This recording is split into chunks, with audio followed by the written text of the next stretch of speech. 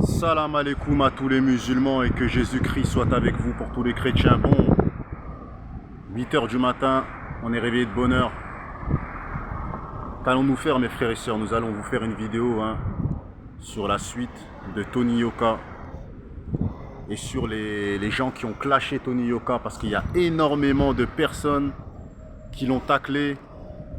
Il y a beaucoup de gens qui l'ont... Bon, le public l'a terminé. Les commentaires étaient monstrueux.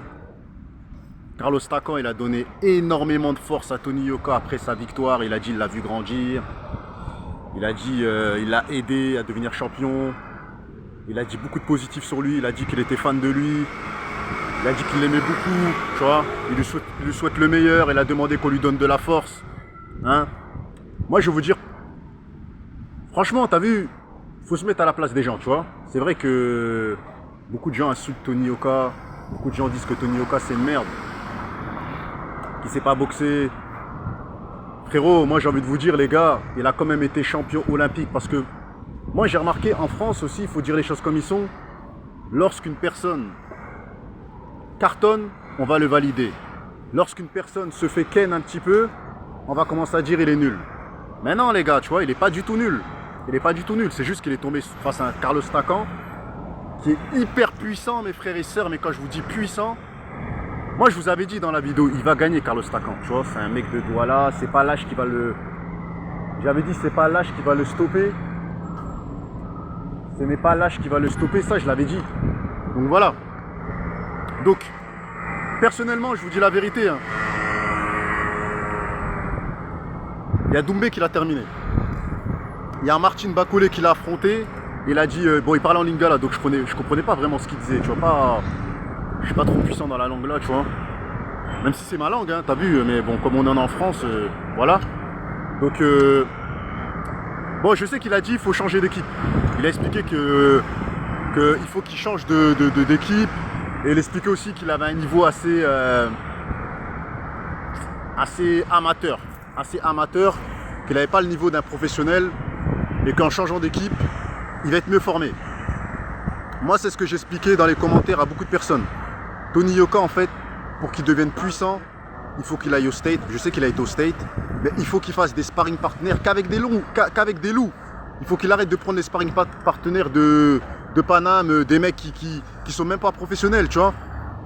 Je sais que Tony Yoka, il faut qu'il s'entraîne avec des Américains. Parce que pour devenir chaud, il faut aller au State, tu vois. Ils sont tous au State. Les Cubains, ils sont aux États-Unis. Les Brésiliens, ils sont aux États-Unis. Les Espagnols, les Portugais. Tous les boxeurs pros, ils sont au State, tu vois. Et il faut des sparring qu'avec des loups. C'est pour ça que tu vois des boxeurs éclatés, tu vois, à l'époque. Et aujourd'hui, c'est devenu des loups, tu vois. Il y a un mec dans les commentaires, il m'a dit, ouais, Joe Joyce, Tony Yoka l'a niqué en 2015. Mais frérot, c'était en 2015, tu vois. C'était en 2015. Ramène maintenant Joe Joyce là actuellement. Il va terminer Tony Yoka. Parce que pourquoi? Parce que le gars, il a bougé de... C'est un Cubain. Un Cubain. Il a bougé de Cuba. Il est parti là-bas. Et il s'entraîne qu'avec des loups. Tu vois. Si tu veux devenir un loup, faut t'entraîner avec des loups. Tu vois. C'est comme ça. Tu vois. Moi, quand j'étais en kickboxing, dans ma jeunesse, quand j'avais 25-26 ans, à l'époque, il y a une dizaine d'années, tout ça et tout, là, bah, je me souviens. Mes sparring, c'était qu'avec des loups, frère. C'était avec des boxeurs anglais qui font de la boxe anglaise, qui ont été champions de France. Tout le temps, j'étais à deux doigts de me prendre un KO. Et moi, j'aimais ça. J'aimais ça parce que je me disais, il n'y a que comme ça que je vais évoluer, tu vois. Et frère, si tu passes pas au bord du KO, si tu boxes pas avec des loups, cousin, qui pèsent plus lourd que toi, ah ouais, frérot, c'est comme ça, tu vois. C'est comme ça. Donc, moi, je vous dis la vérité, Tony Yoka, il faut lui donner de la force, t'as vu, parce que quand il était champion, tout le monde lui donnait de la force. Maintenant qu'il n'est plus champion, tout le monde lui donne de la haine. Même moi, je lui ai donné de la haine dans les vidéos.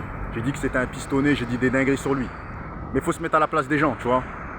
Il faut se mettre à la place des gens, tu vois. Moi, j'ai rien contre lui, en vérité. Je veux plus faire partie de ces gens qui vont l'insulter ou qui vont le clasher. Le mec, il monte sur le ring. Là franchement, j'ai aimé qu'il monte face à Carlos Takam. Parce que à chaque fois, je le voyais monter face à des inconnus. Même Martin Bacolé, je ne le connaissais pas. Mais quand j'ai fait mes recherches, que ce Congolais là, il boxait avec Tyson Fury, il faisait des sparring partners avec Tyson Fury, c'est là que je me suis dit, ah, Tony Yoka, c'est un bonhomme.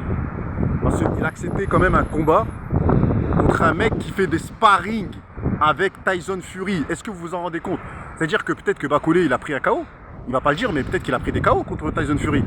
Sparring partner, t'as pas de masque, t'as pas de casque, t'as rien, frère. Donc je pense pas que Tyson Fury il lui a fait des bisous sur le ring. Hein. Quand ils ont fait des rounds de 6-7 rounds, il lui a balancé des parpaings. Je sais que Tyson Fury est plus fort que Bacolé. Et Bacolé, il le sait. Il le sait, frère, tu vois. Il a dû manger des méchants knockdowns. Peut-être pas des KO, mais des knockdowns de fou, frère. Il a goûté à la puissance et à la force de Tyson Fury, frère. T'as vu? Moi, je serais Tony Yoka. Va t'entraîner avec Tyson Fury, tu vas devenir un champion, frère. Va t'entraîner avec des tueurs Tyson Fury. Même limite, entraîne-toi avec Carlos Takam, ou je sais pas moi, entraîne-toi avec des tueurs, tu vois. En tout cas, moi, au jour d'aujourd'hui, je vais plus insulter Tony Yoka. Parce que quand même, il monte sur le ring. C'est un bonhomme, il monte sur le ring, frère, tu vois. Les gens qui clashent, c'est pas bien, frère. T'as vu, les gens qui insultent et tout ça. Le gars, il monte sur le ring, tu vois. Pistonné ou pas pistonné, on s'en bat les couilles. Le gars, il monte sur le ring, il porte ses couilles, tu vois. Et maintenant, il monte pas contre n'importe qui, tu vois. Il monte pas contre n'importe qui. Takam, c'est pas une merde. Bacolé, c'est pas une merde, tu vois. Donc, les deux pertes de combat qu'il a eu, c'est pas contre des merdes. C'est contre des boxeurs qui sont chauds.